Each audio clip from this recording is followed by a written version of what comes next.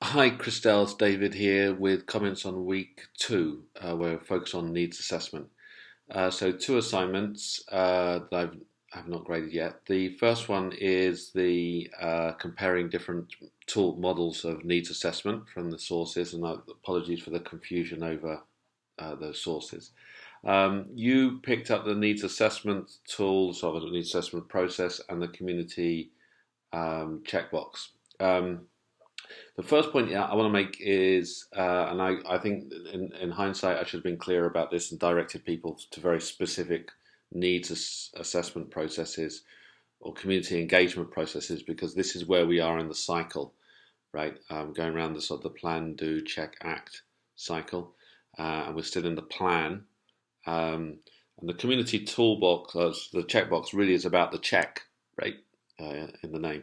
So I really want this week to sort of focus on the needs assessment. So uh, I'm going to take one point. That's partly my responsibility for being clearer on that. The um, the post was was good, and it seemed that you clearly understood the kind of needs assessment process. I was not quite so sure that you kind of had looked into much the community checkbox, or whether you were sort of really kind of repeating what you had read about it. So I kind of I want to see some understanding of the things that you read, and I want to see your reflections on them rather than simply pointing them out. This is what they say. Do you think it really does that or not? In what way is it, good or bad compared to the other one? So a bit more, as I mentioned in my earlier email. I want to go below the superficial responses. Okay. I'm giving it a 6 out of 8 for that post. Again, not necessarily wrong with the post, but it's that sort of, I want to get beyond superficial, and the similar comments really on the needs assessment of the big brother big sisters. Um, First of all, I suggest that you focus on the local one. I think it's South Carolina, if I remember correctly, rather than the national one, because you it's an organization out there dealing with real people. Okay, this is not. Let's go beyond this concept that was interestingly started because of the founder seeing kids come through the courtroom.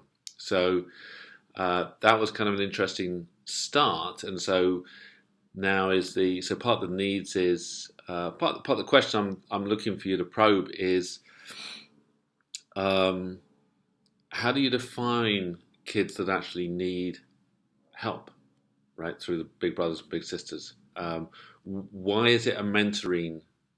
What is the need that the mentoring is a solution for? So that implies that there's a weakness in some adult the adult relationships with adults for the young person. Okay. um, what's the sort of evidence for that? How does that affect the intake, and the outreach?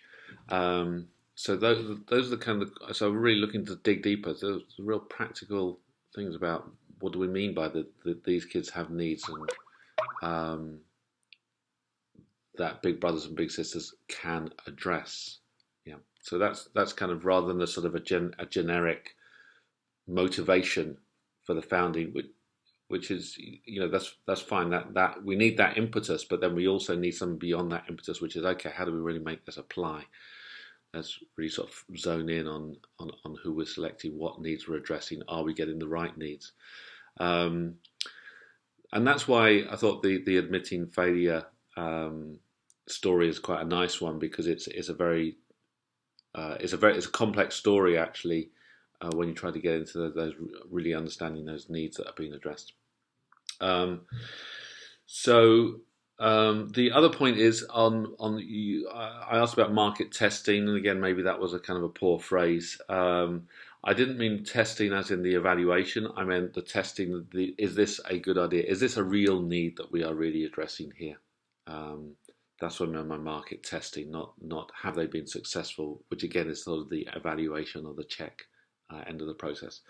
I hope that's clearer. I think I will try to be a bit more direct in my what I'm looking for each assignment. Yeah, but I want to see you engage with the material rather than parrot it.